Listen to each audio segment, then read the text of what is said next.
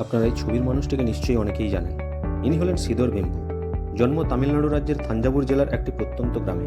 বর্তমানে আমরা তাকে মিডিয়ায় প্রচুর চর্চিত হতে দেখেছি। কেনই বা হবে না বলুন?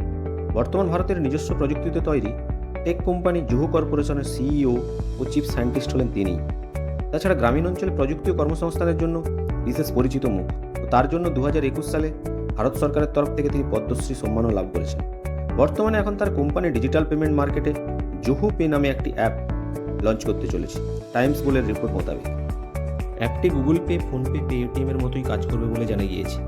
সবথেকে বড় ফিচার্স, হোয়াটসঅ্যাপ পের মতোই চ্যাটিংয়ের মাধ্যমে টাকা লেনদেন প্রক্রিয়া রয়েছে অ্যাপটিতে। অ্যাপটি iOS ও অ্যান্ড্রয়েড দুই প্ল্যাটফর্মেই পাওয়া যাবে বলে জানা গিয়েছে। আমরা জানি হোয়াটসঅ্যাপ পে বিশ্বের মধ্যে 3টি দেশে ব্রাজিল, সিঙ্গাপুর, ভারতে ডিজিটাল লেনদেন প্রক্রিয়া চালু রাখলেও জুহু পে কিন্তু শুধুমাত্র ভারতে কাজ করবে বলে জানা গিয়েছে কোম্পানির অফিসিয়াল তরফ থেকে। এখন দেখার বিষয়, ওনার কোম্পানির তৈরি দেশীয় অ্যাপ ভারতীয় পেমেন্ট মার্কেটে কতটা বিপ্লব আনতে পারে।